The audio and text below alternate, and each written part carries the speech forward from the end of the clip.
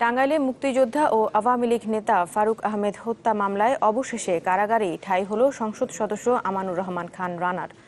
সকালে আত্মসমর্পণ করে জামিন আবেদন করলে আদালত তা নাকচ করে দেন। তবে তার 3 ভাই সহ পলাতক অন্য আসামিরা আত্মসমর্পণ করেননি। এদিকে রানার বিচার দাবিতে টাঙ্গাইলে বিক্ষোভ করেছে জেলা আওয়ামী লীগ।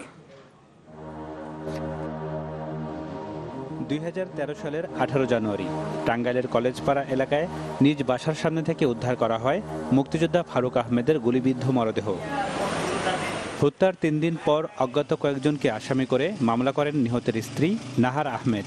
এরপর এই হত্যাকাণ্ডে জড়িত সন্দেহে গ্রেপ্তার হন খান পরিবারের ঘনিষ্ঠ হিসেবে পরিচিত আনিসুল ইসলাম ও মোহাম্মদ আলী।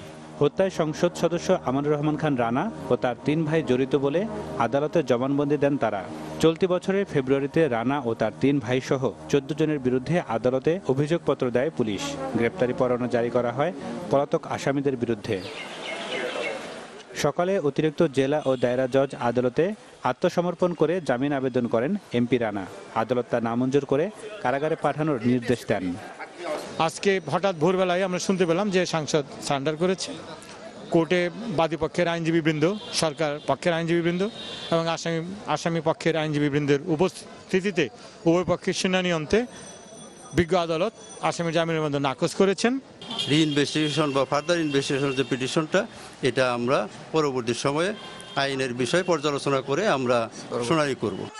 আদালতের এমন সিদ্ধান্তকে ইতিবাচক হিসেবে দেখছেন নিহত ফারুক আহমেদের স্ত্রী। দাবি জানান স্বামী হত্যায় জড়িতদের দৃষ্টান্তমূলক শাস্তির। এদিকে ফারুক হত্যার বিচার দাবিতে মিছিল করেছে জেলা আওয়ামী লীগের নেতাকর্মীরা।